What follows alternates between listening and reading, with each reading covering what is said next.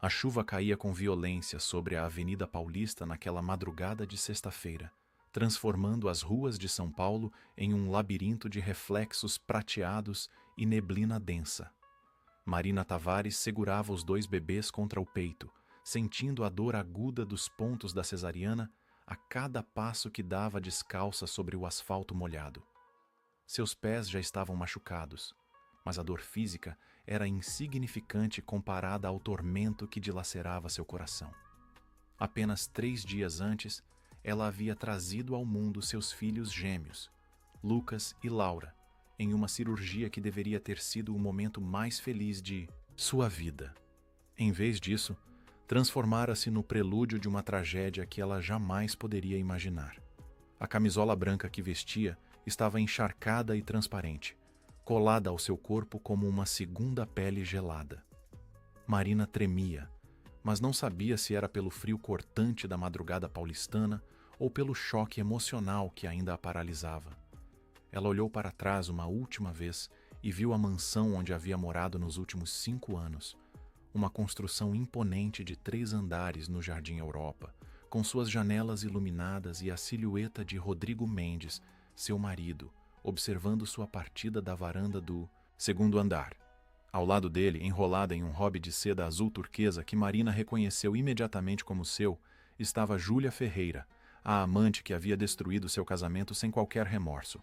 Marina ainda conseguia ouvir as palavras cruéis que Rodrigo havia cuspido apenas minutos antes, enquanto seus seguranças a empurravam para fora de casa, como se ela fosse uma invasora, uma criminosa.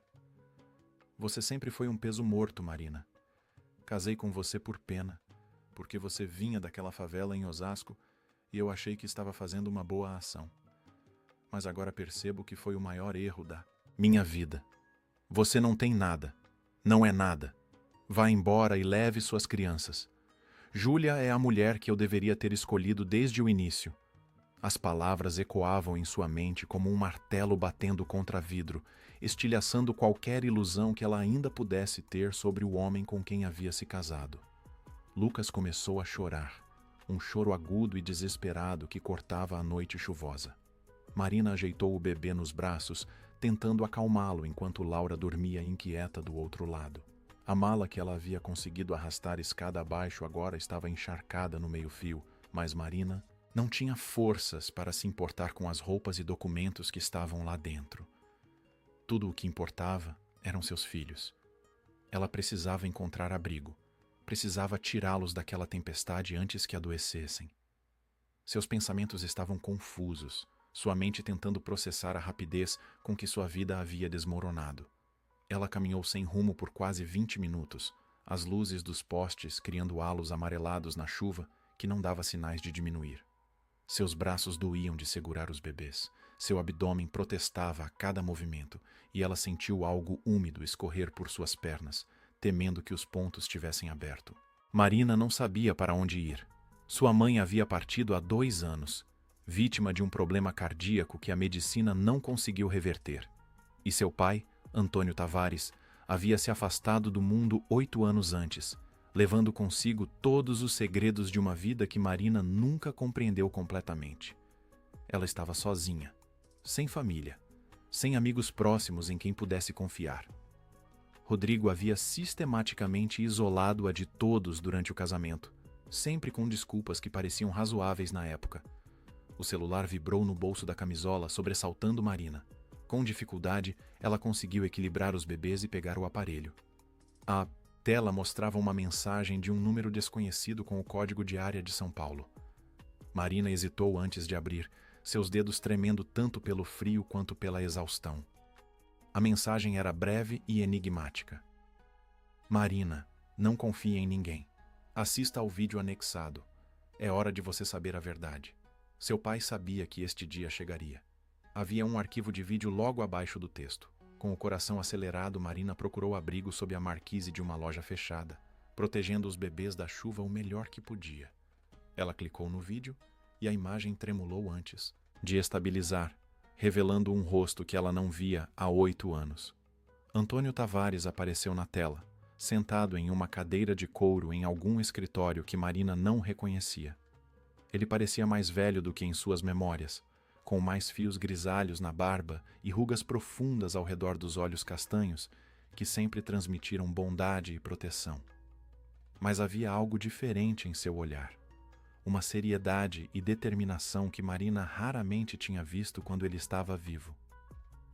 "Minha querida Marina", começou Antônio, sua voz grave e pausada preenchendo o pequeno alto-falante do celular. "Se você está assistindo a...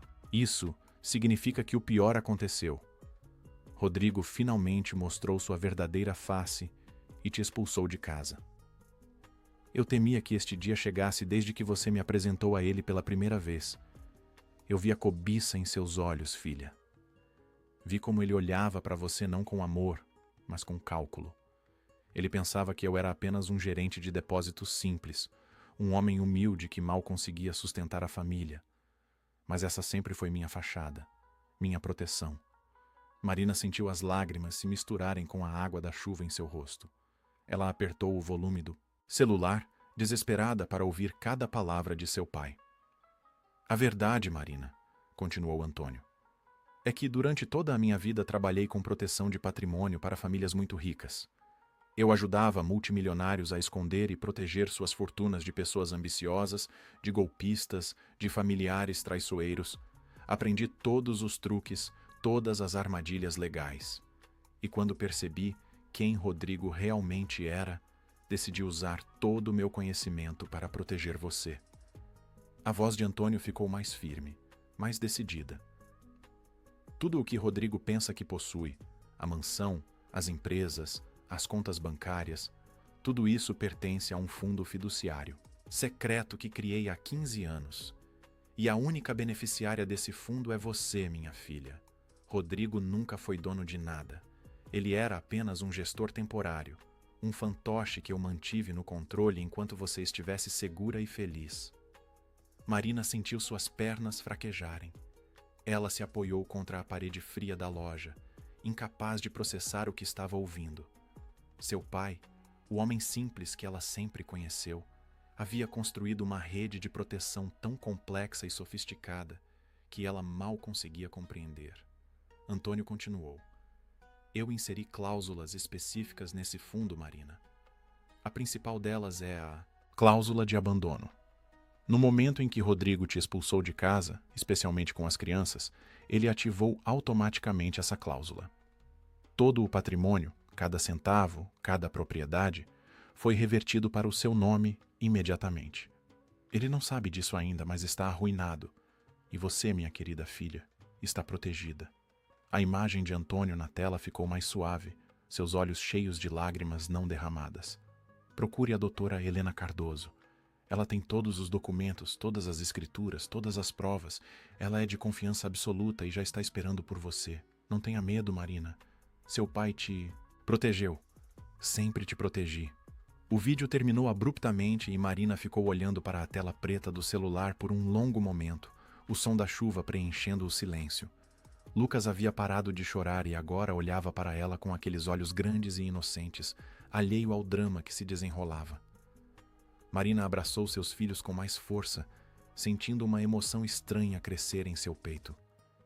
Não era apenas alívio ou esperança, era algo mais profundo, mais primitivo. Era a sensação de que, pela primeira vez desde que Rodrigo a havia expulsado, ela não estava completamente desamparada. Seu pai, mesmo ausente há tanto tempo, ainda estava cuidando dela, ainda estava lutando por ela de algum lugar além do alcance do tempo. Marina olhou para a rua vazia e chuvosa, depois para a mala encharcada ao seu lado. Ela precisava encontrar um lugar para passar a noite, precisava cuidar dos bebês e, pela manhã, procurar essa tal doutora Helena Cardoso. Mas, naquele momento, sob a marquise de uma loja qualquer na maior cidade do Brasil, Marina Tavares sentiu algo que não sentia há muito tempo. Sentiu esperança. E com essa esperança veio uma determinação férrea, uma promessa silenciosa que ela fez, para si mesma e para seus filhos. Rodrigo Mendes ainda não sabia, mas a guerra estava apenas começando, e desta vez, Marina não seria a vítima indefesa que ele imaginava. Ela seria a tempestade que varreria tudo o que ele havia construído sobre mentiras e ambição. A luz fraca da manhã filtrava através das cortinas floridas do pequeno apartamento de Dona Célia, uma senhora de 72 anos que morava a 3 quarteirões da mansão no Jardim Europa. Marina havia encontrado refúgio na porta da idosa por puro acaso, ou talvez por intervenção divina, como Dona Célia insistia em dizer. A vizinha a havia encontrado tremendo na escadaria do prédio, com os bebês nos braços, e sem fazer perguntas a levou para dentro. Preparou chá quente, emprestou roupas secas e improvisou berços com travesseiros e cobertores macios. Agora, sentada no sofá desgastado mas confortável da sala, Marina segurava uma xícara de café e tentava organizar seus pensamentos enquanto os gêmeos dormiam tranquilamente no quarto ao lado. Dona Célia não havia feito muitas perguntas na noite anterior, percebendo que Marina precisava mais de acolhimento do que de interrogatório.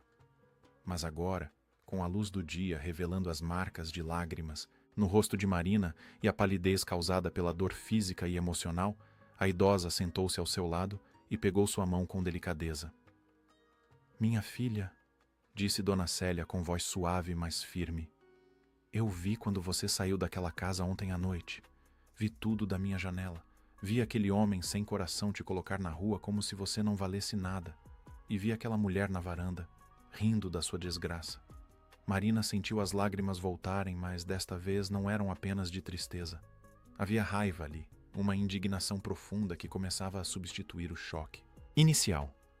"Eu não entendo o que aconteceu, Dona Célia", confessou Marina, sua voz quebrando. "Eu sempre fui uma boa esposa. Cuidei dele, da casa. Sempre fiz tudo o que ele pediu. Quando descobri que estava grávida de gêmeos, ele disse que estava feliz. Mas depois que os bebês nasceram, tudo mudou. Ele ficou distante, frio. E ontem, sem aviso, ele simplesmente me expulsou. Disse que casou comigo por pena, que eu nunca fui boa o suficiente para ele." Dona Célia apertou a mão de Marina com mais força, seus olhos azuis claros brilhando com uma sabedoria acumulada ao longo de décadas. "Homens assim não mudam de uma hora para outra, querida. Ele sempre foi assim, você só não conseguia ver. Eles escondem sua verdadeira natureza, até conseguirem o que querem, e quando não precisam mais de você, descartam como lixo." Marina pensou nas palavras de Rodrigo, em como ele havia dito que casara com ela por pena. Ela se lembrou de como eles haviam se conhecido 5 anos antes, em um evento corporativo onde Marina trabalhava como garçonete para pagar a faculdade de administração. Rodrigo havia sido charmoso, atencioso, e quando descobriu que ela vinha de Osasco, de uma família simples, ele não havia demonstrado preconceito. Pelo contrário, ele disse que admirava sua determinação, sua vontade de vencer na vida. Mas agora, olhando para trás com os olhos abertos pela traição, Marina conseguia ver os sinais que havia ignorado. As perguntas sutis sobre a família dela, sobre herança, sobre o que seu pai havia deixado. O desapontamento mal disfarçado quando Marina disse que seu pai era apenas um gerente de depósito e que não havia deixado nada além de dívidas. O celular de Marina tocou, interrompendo seus pensamentos. Era uma mensagem do mesmo número desconhecido da noite anterior. Havia um segundo vídeo anexado com uma nota breve. "Assista sozinha, há mais que você precisa saber." Marina olhou para Dona Célia, que acenou com a cabeça encorajadoramente. "Vá, querida, use meu quarto. Eu fico aqui vigiando os pequenos." Com pernas trêmulas, Marina entrou no quarto modesto de Dona Célia e sentou-se na cama, pressionando o play no vídeo. Antônio Tavares apareceu novamente, mas desta vez a gravação parecia ter sido feita em um momento diferente. Ele estava em um escritório mais formal, com estantes cheias de livros jurídicos atrás dele. "Marina, se você está vendo este segundo vídeo, é porque já assistiu ao primeiro e está começando a entender a situação", começou ele. "Preciso que você saiba mais detalhes sobre o que fiz para te proteger.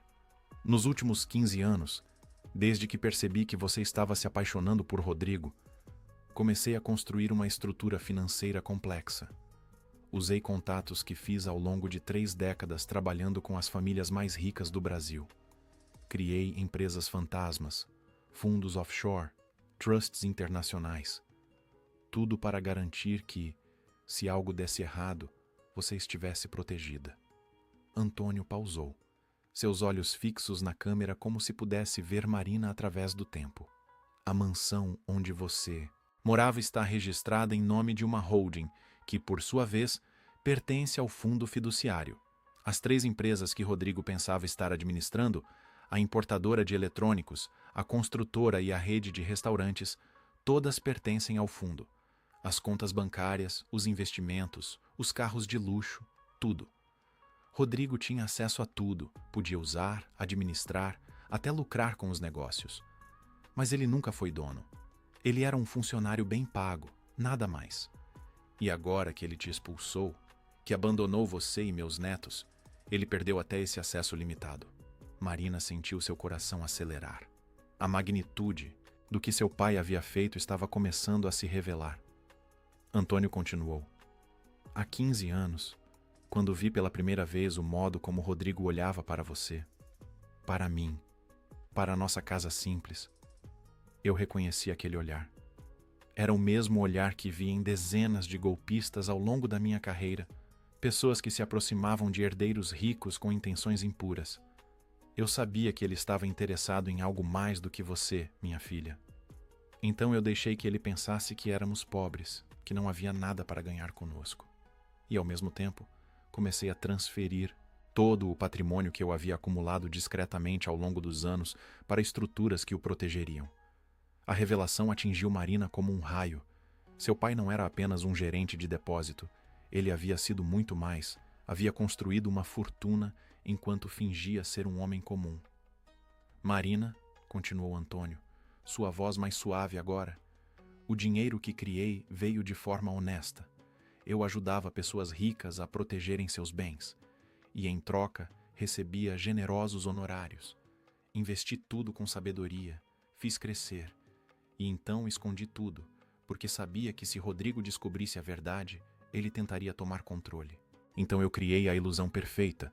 Casei você com ele, dei a ele acesso a uma vida luxuosa, mas tudo sob meu controle, e inseri as cláusulas que garantiriam que, no momento em que ele mostrasse sua verdadeira face, perderia tudo. O vídeo mostrou Antônio abrindo uma pasta e tirando alguns documentos. Procure a doutora Helena Cardoso.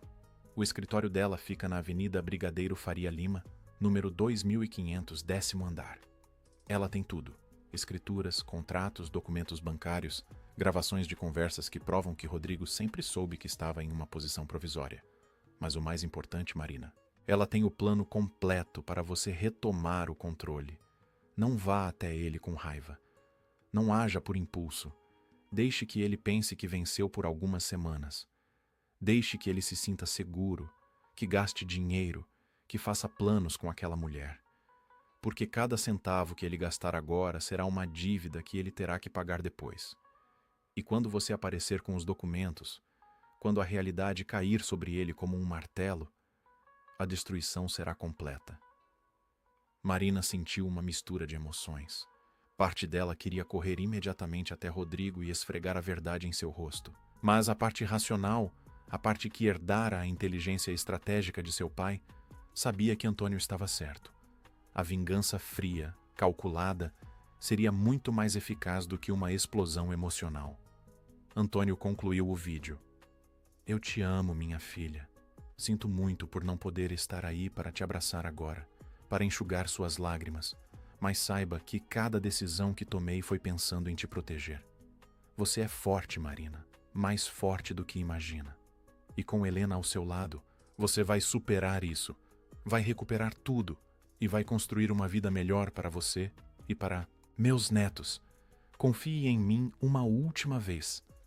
A tela ficou preta e Marina permaneceu sentada na cama por vários minutos, deixando as informações se assentarem em sua mente. Quando finalmente saiu do quarto, encontrou Dona Célia preparando mamadeiras para os bebês, que haviam acordado e começavam a reclamar. A idosa olhou para Marina e deve ter visto algo diferente em seus olhos, porque sorriu. Você descobriu algo bom, não foi? Marina assentiu lentamente. Descobri que meu pai me deixou mais do que eu imaginava. E descobri que tenho uma chance de reverter essa situação. Dona Célia entregou uma mamadeira para Marina. Então vá atrás disso, querida. mas com calma, com inteligência. Homens como seu ex-marido se destroem sozinhos quando acham que estão no controle. Deixe ele cavar a própria cova. Marina passou o resto do dia cuidando dos bebês e organizando seus pensamentos. Ela precisava ir até o escritório da doutora Helena Cardoso o quanto antes, mas também precisava parecer derrotada, fragilizada, para que Rodrigo não suspeitasse de nada. Ela decidiu que iria na segunda-feira, dando a ele o fim de semana inteiro para se sentir vitorioso. Enquanto isso, ela ficaria ali com Dona Célia, recuperando suas forças físicas e emocionais. A cesariana ainda doía, mas a dor estava diminuindo. E a cada hora que passava, Marina sentia a tristeza ser substituída por determinação. Rodrigo Mendes havia cometido o maior erro de sua vida ao subestimá-la, e ela garantiria que ele pagasse caro por isso. Muito caro. A segunda-feira amanheceu com um céu limpo sobre São Paulo, um contraste marcante com a tempestade da sexta-feira anterior. Marina deixou os gêmeos aos cuidados de Dona Célia, que insistiu em ajudar e demonstrou uma habilidade surpreendente com bebês. Você cuida da sua vida, querida, que eu cuido deles como se fossem meus próprios netos, disse a idosa com um sorriso afetuoso. Marina vestiu um conjunto simples que Dona Célia havia lhe emprestado, uma calça jeans e uma blusa branca, e pegou um táxi até a Avenida Brigadeiro Faria Lima. Durante o trajeto, ela observou a cidade acordando, os executivos apressados, os vendedores ambulantes, a vida pulsante de uma metrópole que nunca parava. Tudo parecia diferente agora, como se ela estivesse vendo o mundo com novos olhos. O edifício comercial era imponente, todo em vidro espelhado refletindo o céu azul. Marina entrou no saguão luxuoso, sentindo-se pequena e deslocada, mas manteve a postura ereta. Ela anunciou-se na recepção e foi direcionada ao 10º andar. Quando as portas do elevador se abriram, Marina encontrou uma recepção elegante com o nome Cardoso e Associados gravado em letras douradas na parede. Uma jovem recepcionista a cumprimentou com um sorriso profissional. "A doutora Helena está esperando pela senhora", disse, conduzindo Marina por um corredor até uma sala de reuniões ampla com vista panorâmica da cidade. Helena Cardoso era uma mulher de aproximadamente 50 anos, cabelos negros presos em um coque impecável, óculos de armação dourada e um terno azul marinho que transmitia autoridade e competência. Ela se levantou quando Marina entrou e estendeu a mão com firmeza. "Marina Tavares, finalmente", disse Helena, sua voz grave e controlada. "Sente-se, por favor. Estou esperando por este momento há 8 anos." Marina apertou a mão da advogada, sentindo imediatamente a força e confiança que ela emanava. Helena indicou uma cadeira e sentou-se à frente de Marina, seus olhos escuros estudando cada detalhe do rosto da jovem mulher. "Você parece com ele, sabe? Com Antônio. A mesma determinação nos olhos, mesmo quando está sofrendo." Marina sentiu um nó na garganta. "A senhora conhecia bem meu pai?" Helena sorriu com tristeza. Conhecia muito bem. "Trabalhamos juntos por quase 30 anos. Seu pai era um homem extraordinário, Marina. Talvez o estrategista mais brilhante que já conheci. Ele não tinha formação jurídica formal, mas entendia de leis, de brechas, de proteção patrimonial melhor do que advogados com décadas de experiência. E ele me contratou especificamente para cuidar de você. Esse era o único trabalho que ele me pediu nos últimos 15 anos de vida dele. Proteger Marina." A advogada abriu uma pasta grossa sobre a mesa. "E é exatamente isso que vou fazer." Helena começou a explicar, com detalhes meticulosos, a estrutura que Antônio havia criado. "Seu pai montou um império invisível, Marina. Ele começou trabalhando como consultor de segurança patrimonial para a família Albuquerque, uma das mais ricas de São Paulo. Ajudou-os a proteger uma fortuna estimada em 2 bilhões de reais de um esquema de sequestro e extorsão nos anos 90. A gratidão deles foi tão grande que lhe deram 10% de uma empresa de tecnologia que estava começando. Aquela empresa hoje vale 400 milhões de reais. E essa foi apenas a primeira." Helena virou as páginas da pasta mostrando documentos, planilhas, gráficos. Ao longo de 3 décadas, seu pai acumulou participações em 17 empresas diferentes, todas discretamente, sempre usando empresas fantasmas e holdings. Ele reinvestiu os lucros, diversificou, e ao mesmo tempo mantinha a aparência de um homem simples, um gerente de depósito com salário modesto. Marina sentia a cabeça girar com as informações. Por que ele fez isso? Por que escondeu tudo de mim? Helena inclinou-se para a frente, sua expressão séria. Por duas razões. Primeira, ele tinha medo de que você fosse alvo de criminosos se soubessem da verdade. E segunda, ele queria que você escolhesse um marido pelo amor verdadeiro, não pela fortuna. Ele acreditava que se você soubesse que era rica, atrairia apenas interesseiros. Então ele manteve o segredo e observou. Quando você apresentou Rodrigo Mendes a ele, Antônio imediatamente desconfiou. Pediu para eu fazer uma investigação completa do rapaz. Helena puxou outro conjunto de documentos. E o que descobrimos não foi nada bonito. A advogada começou a listar as descobertas. Rodrigo tinha um histórico de relacionamentos com mulheres de famílias abastadas. Todas terminaram quando ele descobria que não havia herança significativa ou quando as famílias o rejeitavam. Ele tinha dívidas consideráveis, jogava em cassinos clandestinos, frequentava lugares caros que não podia pagar. Ele era um caçador de fortunas clássico. Mas com você, Marina, ele pensou que não havia nada para caçar. Então decidiu investir na aparência de bom moço, esperando que talvez sua família tivesse algo escondido. Helena sorriu friamente. Seu pai decidiu dar a Rodrigo exatamente o que ele queria. Uma vida de luxo, mas sob controle total de Antônio. Foi quando Helena revelou o golpe de mestre. Seu pai criou 3 empresas em nome do fundo fiduciário que você controla. Depois ele contratou Rodrigo para ser o CEO dessas empresas com um salário generoso. Rodrigo pensava que estava construindo seu próprio império, mas era apenas um funcionário. Antônio forneceu a mansão, os carros, tudo. Rodrigo tinha a ilusão de sucesso, mas não possuía nada.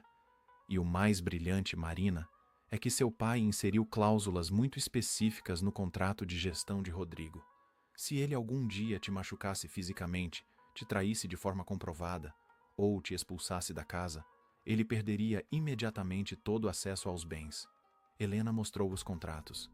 E na sexta-feira passada, quando ele te colocou na rua com seus filhos recém-nascidos, ele ativou todas essas cláusulas simultaneamente. Marina mal podia acreditar na sofisticação do plano. Então eu sou dona de tudo? Da mansão, das empresas? Helena assentiu. De tudo. E a mais. As empresas estão muito lucrativas. Seu patrimônio líquido é de aproximadamente 200 milhões de reais. Você é uma das mulheres mais ricas de São Paulo, Marina. Só não sabe disso ainda. Ou melhor, não sabia. O choque da revelação deixou Marina sem palavras. 200 milhões de reais. Era uma quantia que ela nem conseguia processar. Mas e Rodrigo? Ele não vai simplesmente aceitar isso. Helena sorriu. E havia algo quase predatório naquele sorriso. É exatamente por isso que vamos agir com estratégia. Rodrigo ainda não sabe de nada. Ele está gastando dinheiro como se ainda tivesse acesso ilimitado. Mas todas as contas foram congeladas no sábado. Ele tem acesso apenas ao que estava no limite dos cartões de crédito corporativos, que são ligados às empresas, e esses limites se esgotarão em algumas semanas. Quando isso acontecer, ele vai entrar em pânico. E é aí que atacamos. Helena abriu uma pasta final. Nós vamos até a mansão com um oficial de justiça e policiais. Vamos apresentar os documentos, mostrar que ele não é dono de nada e vamos despejá-lo. Mas tem mais. A advogada revelou que Rodrigo havia cometido alguns erros graves nos últimos meses. Ele desviou recursos da importadora para comprar presentes caros para Júlia Ferreira. Comprou uma BMW para ela usando dinheiro da empresa. Isso é apropriação indébita, tecnicamente um delito grave. Helena explicou que tinham 2 opções: processar Rodrigo criminalmente, o que poderia resultar em sua prisão, ou oferecer um acordo. Ele sai da mansão, renuncia a qualquer direito sobre os bens, e você não o processa.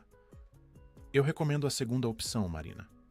Não porque ele mereça misericórdia, mas porque processos longos são desgastantes. E você tem seus filhos para pensar. Marina concordou. Ela não queria ver Rodrigo preso. Não por ele, mas porque não queria que seus filhos crescessem sabendo que a mãe havia colocado o pai na cadeia. Mas ela queria que ele soubesse que perdeu tudo, que subestimá-la foi o maior erro de sua vida. Helena então abordou a questão da guarda das crianças. Precisamos nos preparar para uma batalha, Marina. Rodrigo vai tentar usar os gêmeos como moeda de troca. Ele vai pedir a guarda compartilhada ou até total, não porque ama as crianças, mas porque sabe que isso te machucará e porque ele vai pensar que pode usar isso para negociar parte dos bens. Precisamos estar prontas. A advogada explicou que documentariam tudo. As gravações de segurança da mansão mostrando Marina sendo expulsa, testemunhos de vizinhos, incluindo Dona Célia, relatórios médicos provando que Marina havia acabado de fazer uma cesariana e estava vulnerável. Vamos construir um caso tão forte que nenhum juiz dará a guarda a Rodrigo. Mas também precisamos ser inteligentes. Se ele vier com propostas de reconciliação ou tentar manipular você emocionalmente, você tem que ser forte. Não pode ceder. Helena pausou. E há outra coisa que precisamos fazer. Precisamos gravar uma confissão dele. Fazê-lo admitir que nunca te amou, que casou por interesse, que está usando as crianças como ferramenta de barganha. Uma confissão assim garantirá que você tenha guarda total, sem visitas não supervisionadas. Marina sentiu uma determinação fria se instalar em seu peito. Como fazemos isso? Helena sorriu. Isso deixe comigo. Vamos criar uma situação controlada onde Rodrigo se sinta confortável o suficiente para falar a verdade. Talvez um jantar na mansão depois que você retomar o controle. Ele vai estar desesperado, vai tentar negociar. E nós vamos gravar cada palavra. As duas mulheres passaram as próximas 3 horas revisando todos os documentos, planejando cada passo, antecipando cada movimento de Rodrigo. Quando Marina finalmente saiu do escritório, já era meio da tarde, e ela sentia como se tivesse passado por uma aula intensiva de estratégia legal e psicológica. Mas ela também sentia algo que não sentia há dias. Sentia poder, sentia controle. E pela primeira vez desde aquela noite chuvosa, Marina Tavares sorriu. 3 semanas se passaram desde aquela primeira reunião com Helena Cardoso, e Marina havia usado cada dia para se preparar. Ela se recuperou fisicamente da cesariana, voltou a se alimentar adequadamente e passou horas estudando os documentos que Helena lhe fornecera. Dona Célia continuou sendo um anjo em sua vida, cuidando dos gêmeos com dedicação maternal, enquanto Marina se preparava para o confronto que mudaria tudo. Durante essas semanas, Helena manteve Marina informada sobre os movimentos de Rodrigo. Ele estava vivendo como se nada tivesse mudado, gastando dinheiro em restaurantes caros, comprando presentes para Júlia, fazendo planos para viajar para o Caribe. Mas o que ele não sabia era que cada transação estava sendo monitorada, cada centavo documentado como dívida futura. Na manhã de quinta-feira, Helena ligou para Marina. "É hoje", disse a advogada. "Os cartões de crédito de Rodrigo foram bloqueados ontem à noite. Ele tentou fazer uma compra numa joalheria e o cartão foi recusado. Ele deve estar desesperado agora, tentando entender o que aconteceu. É o momento perfeito para atacarmos." Marina sentiu seu coração acelerar. Ela estava pronta. Havia ensaiado esse momento em sua mente centenas de vezes. Às 10 horas da manhã, um carro preto parou em frente ao apartamento de Dona Célia. Helena desceu acompanhada de um oficial de justiça e 2 policiais. Marina os esperava na calçada, vestindo um conjunto elegante que Helena havia comprado para ela, um terninho cinza que transmitia autoridade e seriedade. Ela havia deixado os bebês dormindo sob os cuidados de Dona Célia, prometendo voltar em algumas horas. O grupo seguiu em 2 carros até a mansão no Jardim Europa. Quando chegaram, Marina reconheceu o BMW vermelho de Júlia estacionado na garagem. "Perfeito", murmurou Helena. "Os 2 pombinhos estão em casa." O oficial de justiça tocou a campainha, e após alguns momentos, um dos seguranças de Rodrigo abriu o portão. Helena apresentou os documentos judiciais. "Temos uma ordem de reintegração de posse. A proprietária legal deste imóvel, Marina Tavares, está aqui para retomar sua residência." O segurança pareceu confuso e chamou Rodrigo pelo interfone. Quando Rodrigo apareceu na porta da mansão, vestindo um robe de seda e com uma expressão de irritação que rapidamente se transformou em choque ao ver Marina, ela sentiu uma satisfação profunda. Ele desceu os degraus de mármore que ela havia descido 3 semanas antes sob a chuva, mas desta vez com passos hesitantes. "O que diabos está acontecendo aqui?" ele exigiu, sua voz tensa. Marina se manteve em silêncio enquanto Helena dava um passo à frente. "Bom dia, Sr. Mendes. Sou a doutora Helena Cardoso, advogada da senhora Marina Tavares. Estou aqui para notificá-lo de que esta propriedade, bem como todas as empresas e contas bancárias que você acreditava controlar, pertencem legalmente a um fundo fiduciário do qual minha cliente é a única beneficiária. Você tem 1 hora para recolher seus pertences pessoais e deixar as instalações." Rodrigo empalideceu. "Isso é ridículo. Esta casa é minha. As empresas são minhas. Eu construí tudo isso." Helena sorriu friamente e entregou um envelope grosso a ele. "Todos os documentos estão aqui. Escrituras originais da casa em nome do Fundo Tavares, contratos das empresas mostrando que você era apenas um funcionário contratado, extratos bancários provando que todo o capital veio do fundo. Você nunca foi dono de nada, Sr. Mendes. Você era um gestor temporário. E ao expulsar minha cliente de sua própria casa há 3 semanas, com filhos recém-nascidos e ela recém-operada, você violou múltiplas cláusulas do seu contrato de gestão." Rodrigo abriu o envelope com mãos trêmulas, seus olhos percorrendo os documentos rapidamente. Marina viu o exato momento em que a realidade caiu sobre ele, quando seu rosto passou do vermelho da raiva para o branco da compreensão. "Isso é algum tipo de golpe?" ele gritou, mas sua voz soava desesperada agora, não mais autoritária. O sogro dela era um gerente de depósito. Ele não tinha nada. Helena manteve seu tom profissional. Antônio Tavares era um especialista em proteção de patrimônio que trabalhou para algumas das famílias mais ricas do Brasil. Ele construiu uma fortuna considerável e a protegeu em estruturas legais sofisticadas. E ele viu exatamente quem você era desde o primeiro dia, Sr. Mendes. Um oportunista que se aproximou de sua filha por interesse. Então ele te deu a ilusão de sucesso enquanto mantinha o controle real. Foi quando Júlia apareceu na porta, vestindo um vestido de grife que Rodrigo provavelmente havia comprado com dinheiro que não era dele. "O que está acontecendo, Rodrigo?" ela perguntou, sua voz aguda de nervosismo. Marina finalmente falou, sua voz calma, mas carregada de emoção contida. "O que está acontecendo, Júlia, é que o mundo que vocês dois construíram sobre mentiras e traição está desmoronando.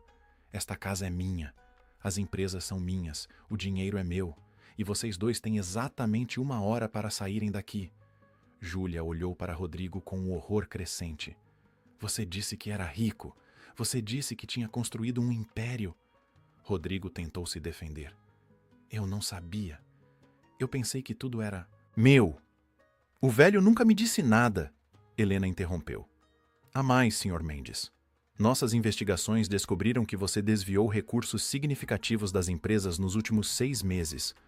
Compras pessoais, presentes para sua amante, viagens. Isso caracteriza a apropriação indébita. Tecnicamente, poderíamos abrir um processo contra você que resultaria em acusações graves." O silêncio que se seguiu foi pesado. Rodrigo parecia ter envelhecido 10 anos em questão de minutos. Helena continuou, sua voz agora ligeiramente mais suave, mas ainda firme. "No entanto, minha cliente não deseja prolongar isso mais do que o necessário. Ela tem filhos pequenos para cuidar. Então, vamos fazer o seguinte: você assina agora mesmo um termo de renúncia a qualquer reivindicação sobre os bens. Você se compromete a pagar de volta o que desviou das empresas em parcelas que caibam em seu novo orçamento, e você sai daqui sem alarde. Em troca, não abrimos processo contra você." Rodrigo olhou para Marina, talvez buscando algum sinal de misericórdia, mas encontrou apenas olhos frios e determinados. "Eu não tenho escolha." "Tenho?" ele sussurrou. Helena balançou a cabeça. "Não, não tem."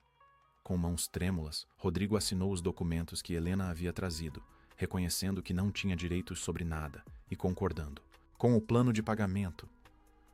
Júlia já havia desaparecido para dentro da casa, provavelmente recolhendo seus pertences. Marina observou tudo com uma mistura de satisfação e tristeza. Não havia alegria em ver o homem que ela amou se desfazer dessa forma, mas havia justiça e havia fechamento. Quando Rodrigo terminou de assinar, ele olhou para Marina uma última vez. Você planejou tudo isso, não foi? Sempre foi mais inteligente do que eu pensei. Marina respondeu calmamente. Não, Rodrigo. Meu pai planejou, porque ele me amava de verdade e te conhecia melhor do que você conhecia a si mesmo. Ele viu sua ambição, sua falta de caráter e decidiu te dar corda suficiente para você se enforcar. E foi exatamente o que você fez. Rodrigo e Júlia deixaram a mansão meia hora depois com algumas malas de roupas e pouco mais. Marina os observou partirem do mesmo lugar onde Rodrigo havia observado sua expulsão 3 semanas antes, mas desta vez sem qualquer triunfo. Havia apenas a sensação de que a justiça havia sido feita. Quando o portão se fechou atrás deles, Helena colocou a mão no ombro de Marina. Você foi muito forte hoje. Seu pai estaria orgulhoso. Marina sentiu as lágrimas finalmente caírem. Não de tristeza, mas de alívio. Ela havia recuperado sua casa. Havia recuperado sua dignidade. E agora precisava focar no que realmente importava: seus filhos. Mas Helena a lembrou de que ainda havia uma batalha pela frente. Rodrigo vai tentar usar as crianças como última carta, Marina. Ele vai pedir a guarda não porque quer ser pai, mas porque é a única forma que ele vê de ter algum poder sobre você. Precisamos estar preparadas. Marina limpou as lágrimas e assentiu. Eu sei. E estou pronta para essa luta também. As duas mulheres entraram na mansão, agora verdadeiramente de Marina, e começaram a planejar a próxima fase. Helena explicou que precisavam reunir evidências de que Rodrigo não era apto para ter a guarda. Testemunhos, gravações, provas de negligência emocional. E Marina concordou com tudo, determinada a proteger seus filhos de um pai que os via apenas como ferramentas de manipulação. Naquela noite, Marina voltou ao apartamento de Dona Célia e abraçou seus bebês com uma intensidade que fazia seu coração doer. Lucas e Laura dormiam tranquilamente, alheios à batalha que havia sido travada por eles, pela família deles, pelo futuro deles. E Marina fez uma promessa, silenciosa.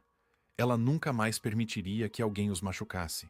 Nunca mais permitiria que alguém a fizesse sentir pequena ou sem valor. Seu pai havia lhe dado as ferramentas para lutar, e ela usaria cada uma delas para construir uma vida segura e amorosa para seus filhos. A guerra ainda não havia terminado, mas a primeira batalha havia sido vencida, e Marina Tavares estava apenas começando. 2 semanas se passaram desde que Marina havia retomado a mansão, e como Helena havia previsto, Rodrigo não demorou a mostrar suas verdadeiras intenções. Ele entrou com um pedido de guarda compartilhada dos gêmeos, alegando ser um pai dedicado que havia sido injustamente privado de seus filhos. Seu advogado, um homem chamado Dr. Fábio Monteiro, conhecido por aceitar casos duvidosos, construiu um argumento de que Marina estava usando as crianças como vingança pelo fim do relacionamento e que Rodrigo merecia igual tempo com os filhos. A audiência preliminar estava marcada para daqui a 1 mês, e Helena sabia que precisavam de algo mais forte do que testemunhos e documentos. Precisavam da verdade direta da boca de Rodrigo. Foi Helena quem teve a ideia do jantar armadilha. Marina, precisamos fazer Rodrigo admitir que não se importa realmente com as crianças, que está usando a guarda como ferramenta de negociação, explicou a advogada em seu escritório numa tarde de quarta-feira. Se conseguirmos uma gravação dele dizendo isso, o caso dele desmorona completamente. Marina sentiu um frio na espinha. Como fazemos isso sem que ele perceba? Helena sorriu com aquele ar de estrategista experiente. Você vai convidá-lo para um jantar na mansão. Vai dizer que quer conversar sobre uma forma civilizada de resolverem a questão da guarda, sem advogados, sem tribunal. Vai apelar para o ego dele, fazer ele se sentir no controle novamente. E enquanto ele se sente poderoso, vamos instalar microfones e câmeras em locais estratégicos. Tudo o que ele disser será gravado. Marina hesitou por um momento, não por medo de executar o plano, mas pela proximidade que isso exigiria com Rodrigo.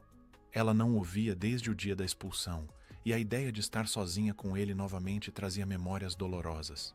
Mas quando pensou em Lucas e Laura, em protegê-los de um pai que os via como peças de um jogo, sua determinação voltou.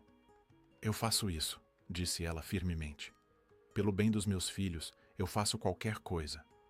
Helena assentiu com aprovação. Boa. Vamos preparar tudo meticulosamente. Você vai levar ele ao seu antigo escritório na mansão, aquele com a lareira. É um ambiente íntimo onde ele vai se sentir confortável para falar. E vamos equipar o lugar com tecnologia de ponta.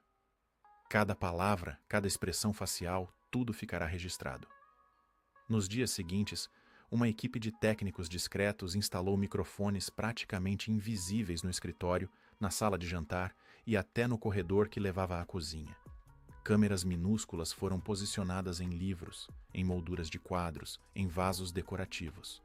A mansão se transformou em um estúdio de gravação disfarçado. Helena também contratou um especialista em comportamento para orientar Marina sobre como conduzir a conversa. Dr. Paulo Rezende era um psicólogo forense que havia trabalhado em casos famosos. Ele ensinou Marina técnicas para fazer Rodrigo baixar a guarda. Faça ele beber vinho, mas você beba pouco. Concorde com alguns pontos que ele fizer. Faça ele se sentir validado. E então, quando ele estiver relaxado, faça as perguntas certas. Pergunte por que ele realmente quer a guarda. Faça ele falar sobre dinheiro. Homens como Rodrigo não conseguem esconder sua ganância quando acham que estão entre amigos. Marina ensaiou a conversa dezenas de vezes com Helena e Dr. Paulo, antecipando cada resposta possível de Rodrigo, preparando cada contra-argumento. Na noite anterior ao jantar, ela mal conseguiu dormir.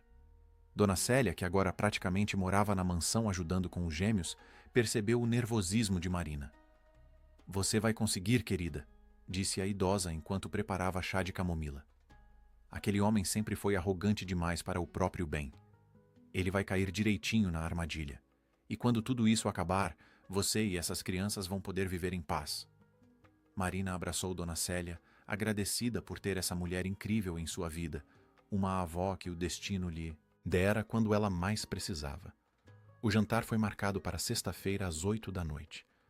Marina escolheu um vestido simples, mas elegante, azul marinho, e prendeu os cabelos em um rabo de cavalo baixo. Ela queria parecer acessível, não ameaçadora.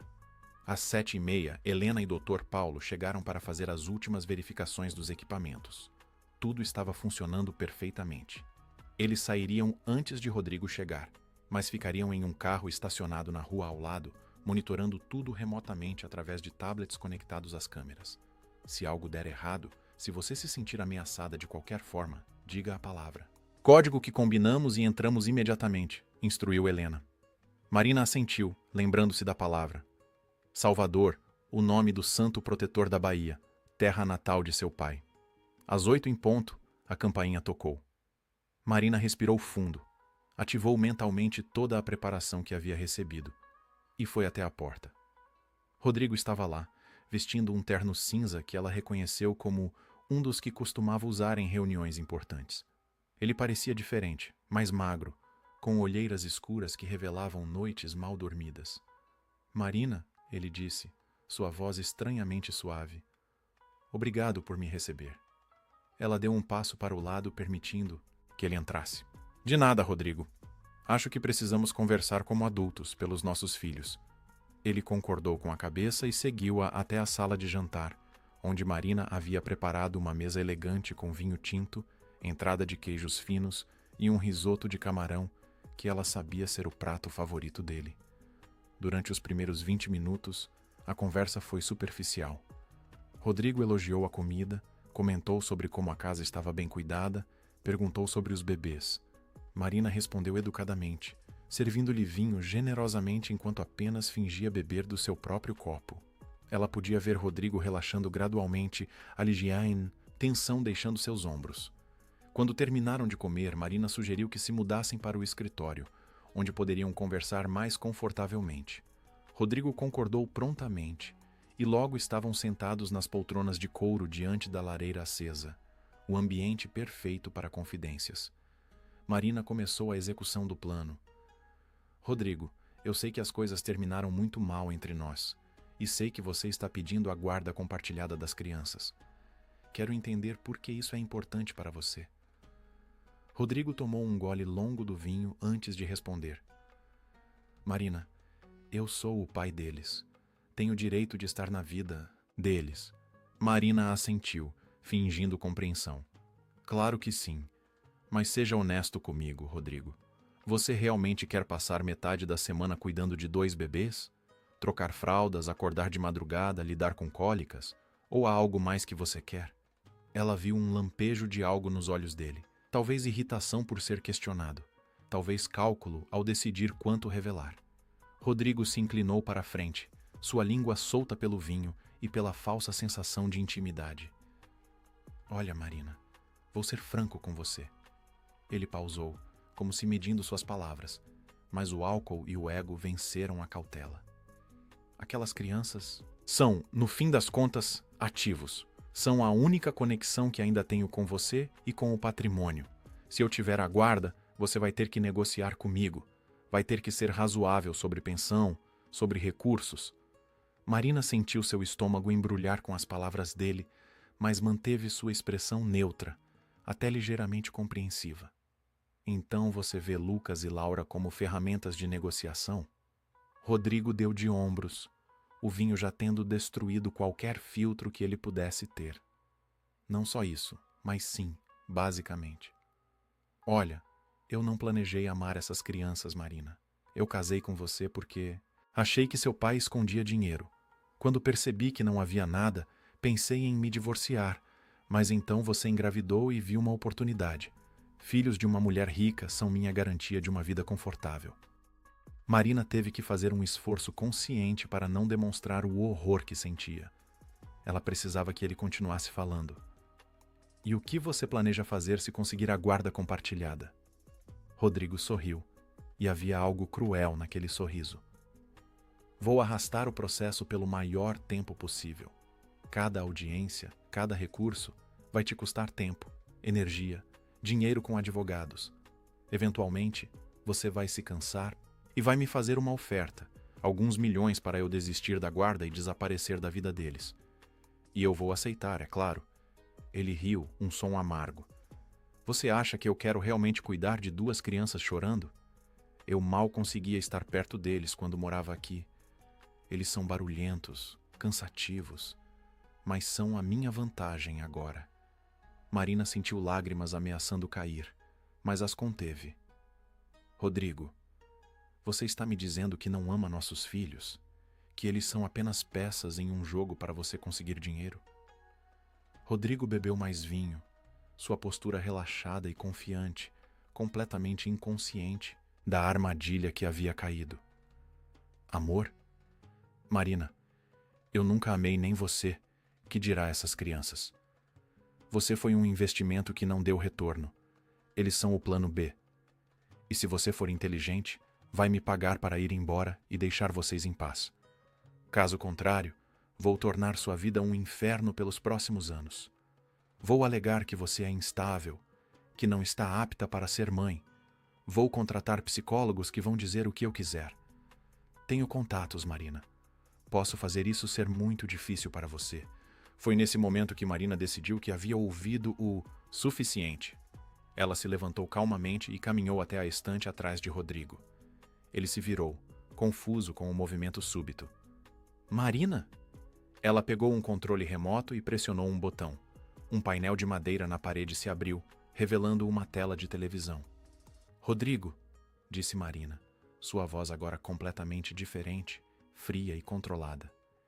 Eu gravei tudo o que você acabou de dizer. A tela piscou e mostrou a gravação dos últimos minutos, com Rodrigo admitindo claramente que via os filhos como ativos, que não os amava, que planejava usar o processo de guarda como extorsão. O rosto de Rodrigo ficou branco.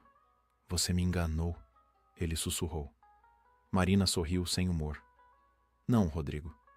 Você se enganou sozinho. Seu ego, sua arrogância, sua certeza de que sempre seria mais esperto do que todos. Tudo isso te destruiu. E agora, essa gravação vai garantir que você nunca mais chegue perto dos meus filhos sem supervisão rigorosa. Rodrigo se levantou cambaleante, percebendo tarde demais que havia sido completamente manipulado. Nenhum juiz vai aceitar isso. Você me embebedou. Foi tudo armado. Marina balançou a cabeça. Você bebeu por vontade própria. Você falou por vontade própria. E todo juiz que assistir a isso vai ver exatamente quem você é. Um homem sem escrúpulos que vê os próprios filhos como mercadoria. Rodrigo tentou um último argumento. Marina, eu não quis dizer essas coisas. O vinho. Eu estava confuso. Por favor, você não pode usar isso contra mim. Mas Marina já havia aberto a porta do escritório, onde Helena apareceu como se estivesse esperando por aquele momento exato, o que de fato estava. Dr. Mendes, disse a advogada, sua voz profissional e firme. Nos vemos no tribunal. E sugiro que você instrua seu advogado a não perder tempo com esse caso.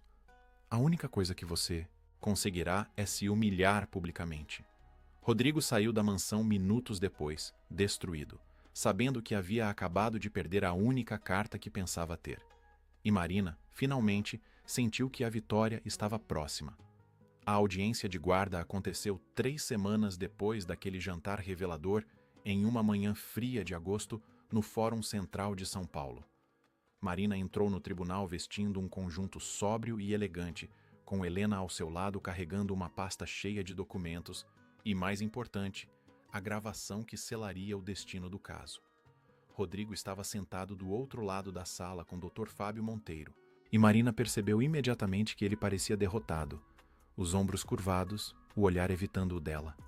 A juíza responsável pelo caso era a doutora Fernanda Guimarães, uma mulher de 60 anos conhecida por sua postura rigorosa e sua aversão a teatros jurídicos. Ela analisou ambas as partes com olhos experientes antes de iniciar a audiência. Dr. Monteiro apresentou seu caso primeiro, alegando que Rodrigo era um pai dedicado que havia sido afastado dos filhos por vingança de Marina após o fim conturbado do relacionamento.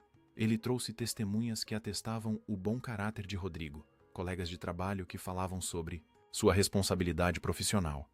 Mas quando chegou a vez de Helena apresentar a defesa de Marina, a atmosfera na sala mudou completamente. A advogada começou exibindo as gravações das câmeras de segurança da mansão, mostrando Marina sendo expulsa na noite chuvosa, descalça, com os bebês nos braços, apenas 3 dias após uma cesariana. O oficial que estava presente naquele dia foi chamado para testemunhar, confirmando a crueldade da cena. Dona Célia também testemunhou, descrevendo o estado físico e emocional de Marina quando a encontrou. Mas o golpe final veio quando Helena pediu permissão para exibir a gravação do jantar. A juíza, Fernanda, assistiu ao vídeo em silêncio, sua expressão tornando-se cada vez mais severa a cada palavra que Rodrigo dizia sobre ver os filhos como ativos, como ferramentas de negociação, admitindo abertamente que não os amava e planejava usar o processo judicial como extorsão. Quando a gravação terminou, o silêncio no tribunal era ensurdecedor. Dr. Monteiro tentou argumentar que a gravação havia sido obtida de forma antiética, que Rodrigo estava sob influência de álcool, mas a juíza o interrompeu com uma mão levantada. Dr. Monteiro, disse ela com voz firme, o que vi nessa gravação não foi um homem embriagado falando tolices. Foi um homem revelando seu verdadeiro caráter, suas verdadeiras intenções. E esse caráter e essas intenções são absolutamente incompatíveis com o melhor interesse das crianças. A sentença foi clara e definitiva. A juíza Fernanda concedeu a guarda total e exclusiva dos gêmeos a Marina, estipulando que Rodrigo teria direito apenas a visitas supervisionadas 1 vez por semana, em local neutro, acompanhado por um assistente social. Além disso, ela ordenou que Rodrigo passasse por avaliação psicológica e completasse um curso de parentalidade responsável antes de qualquer revisão futura do caso. A sentença também incluiu uma advertência severa a Rodrigo, lembrando-o de que qualquer tentativa de usar as crianças como moeda de troca ou de manipular a situação seria considerada abuso emocional e resultaria na suspensão completa das visitas. Marina sentiu as lágrimas de alívio escorrerem pelo rosto enquanto Helena apertava sua mão sob a mesa. Eles haviam vencido. Seus filhos estavam protegidos. 6 semanas depois da audiência, Rodrigo tentou uma última cartada. Ele entrou com um recurso alegando que havia mudado, que estava em terapia e levou uma psicóloga particular para atestar sua transformação. Mas o juiz que analisou o recurso, Dr. Marcelo Ferreira, não se deixou enganar. Durante a audiência de recurso, ele questionou Rodrigo diretamente sobre suas intenções. Por que você quer aumentar o tempo com seus filhos agora, Sr. Mendes? Rodrigo, claramente seguindo um roteiro preparado por seu advogado, respondeu que havia percebido o erro de suas palavras anteriores e que agora compreendia a importância de ser um pai presente. Mas quando o juiz perguntou detalhes específicos sobre as crianças, suas rotinas, suas preferências, Rodrigo não soube responder nada. Ele não sabia que Laura tinha alergia a morango, que Lucas dormia melhor com música clássica, que ambos estavam começando a reconhecer vozes familiares. O recurso foi negado e a sentença original mantida. Com a batalha judicial finalmente encerrada, Marina pôde focar em reconstruir sua vida e criar um ambiente amoroso e seguro para Lucas e Laura. A mansão, que havia sido palco de tanta dor e traição, foi transformada em um verdadeiro lar. Marina contratou uma equipe pequena, mas dedicada para ajudá-la, sempre mantendo Dona Célia por perto, como a avó que os gêmeos nunca teriam conhecido de outra forma. Ela também assumiu o controle ativo das empresas que seu pai havia construído, descobrindo que tinha um talento natural para negócios, talvez herdado de Antônio. Com a orientação de executivos competentes e sua própria determinação, ela fez as empresas prosperarem ainda mais. Foi durante uma tarde de outono, enquanto organizava o antigo escritório de seu pai na mansão, que Marina fez uma descoberta que mudaria não apenas sua vida, mas a vida de centenas de outras mulheres. Atrás de uma estante de livros, ela encontrou um cofre embutido na parede que nunca havia notado antes. Dentro dele havia uma carta lacrada com seu nome e vários documentos jurídicos. Com mãos trêmulas, Marina abriu a carta e reconheceu imediatamente a caligrafia elegante de seu pai. Minha querida Marina, começava a carta. Se você está lendo isso, significa que superou a tempestade que eu temia que Rodrigo criaria. Significa que você é agora não apenas minha filha, mas uma mulher que conhece sua própria força. Antônio continuava. O dinheiro que deixei para você, Marina, não foi acumulado apenas para sua segurança pessoal. Foi construído com um propósito maior. Durante minha carreira, vi dezenas de mulheres serem destruídas por homens como Rodrigo. Homens que usam o amor como arma, que manipulam, que roubam, que destroem. Vi mulheres perderem tudo porque não tinham proteção legal, porque não tinham recursos para lutar. E sempre desejei poder fazer algo a respeito. A carta revelava que Antônio havia separado 50 milhões de reais especificamente para a criação de uma fundação de apoio a mulheres em situação de vulnerabilidade, vítimas de violência patrimonial, manipulação econômica e abuso doméstico. Marina, dizia ele, quero que você use sua experiência, sua dor, para ajudar outras mulheres a não passarem pelo que você passou. Ou se passarem, que tenham os recursos para lutar de volta. Os documentos incluíam todo o planejamento legal da fundação, já registrada em nome de Marina como diretora-presidente. Havia contatos de advogadas especializadas, dispostas a trabalhar pro bono, psicólogas, assistentes sociais, especialistas em proteção patrimonial. Antônio havia preparado uma rede completa de apoio, esperando apenas que Marina a ativasse. Com lágrimas correndo livremente pelo rosto, Marina soube imediatamente o que precisava fazer. Seu pai lhe havia dado não apenas segurança financeira, mas um propósito, uma missão. Ela ligou para Helena imediatamente, compartilhando a descoberta, e juntas começaram a trabalhar para tornar a Fundação Antônio Tavares uma realidade operacional. Em menos de um ano, a fundação se tornou referência em São Paulo e depois em todo o Brasil. Marina contratou uma equipe dedicada e abriu um centro de apoio em uma região central da cidade, oferecendo consultoria jurídica gratuita, suporte psicológico, planejamento financeiro e até abrigo temporário para mulheres que precisavam sair de situações perigosas.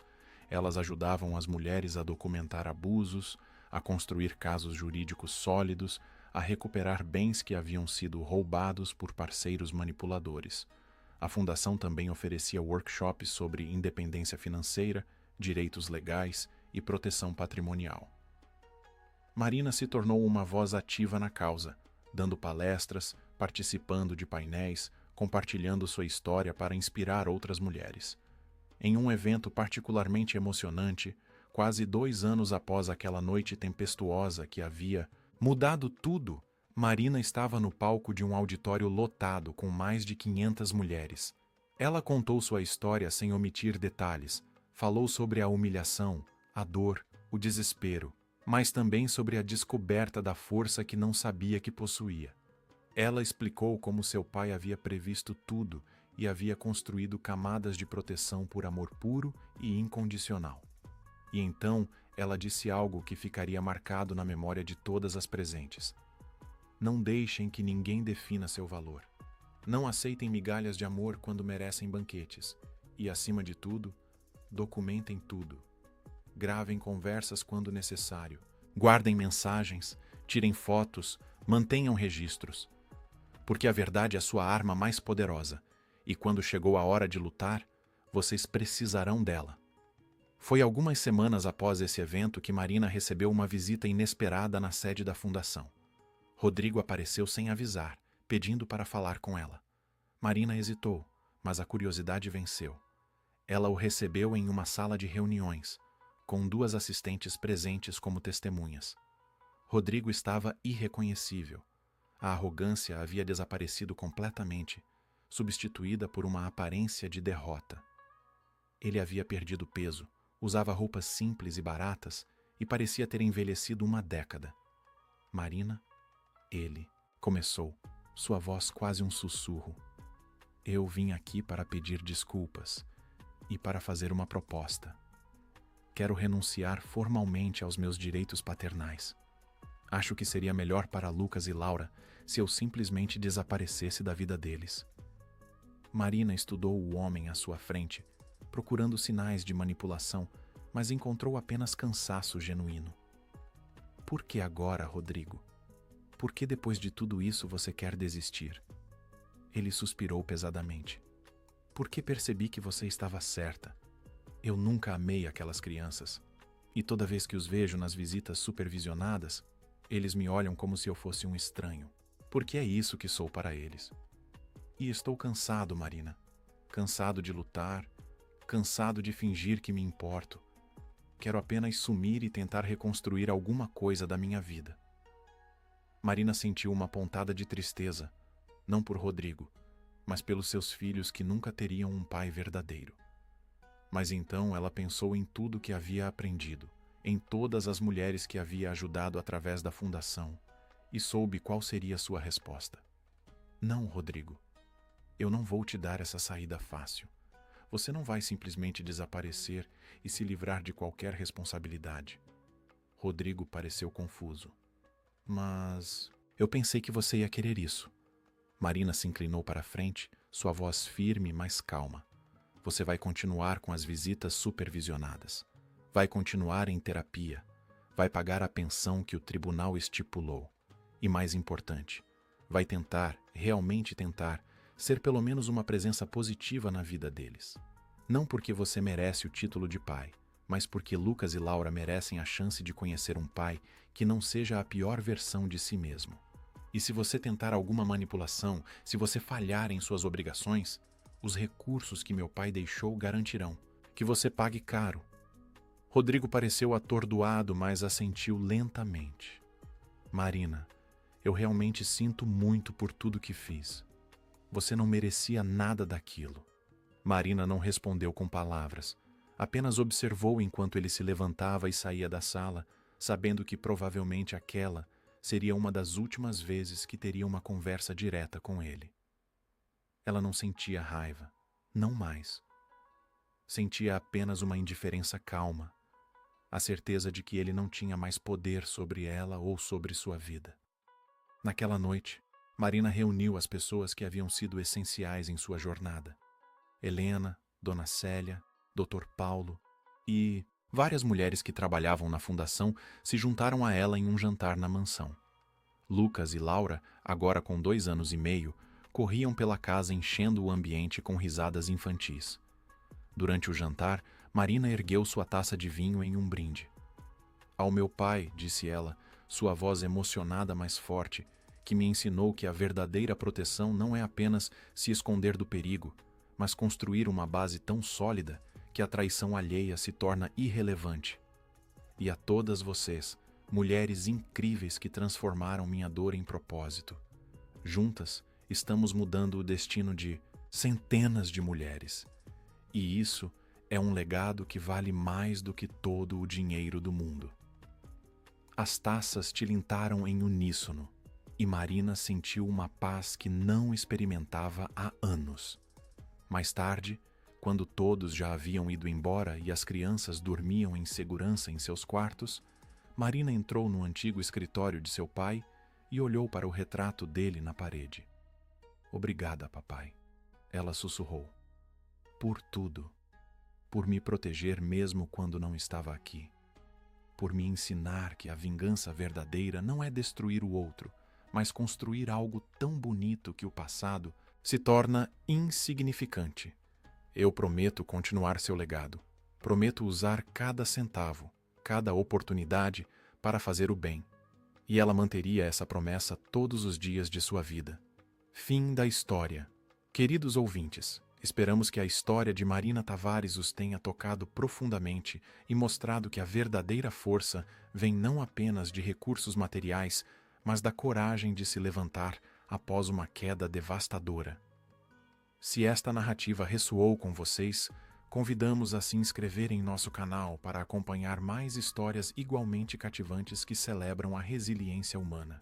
Deixem seu like se a jornada de Marina os inspirou e compartilhem nos comentários se vocês ou alguém que conhecem já passou por situações semelhantes de superação. Todos os dias trazemos histórias únicas que exploram a complexidade das relações humanas, a justiça e o poder transformador do amor verdadeiro. Sua interação é fundamental para continuarmos produzindo conteúdo de qualidade. Não percam nossos próximos conteúdos e nos encontrem nos comentários para conversarmos sobre esta e outras histórias que tocam o coração.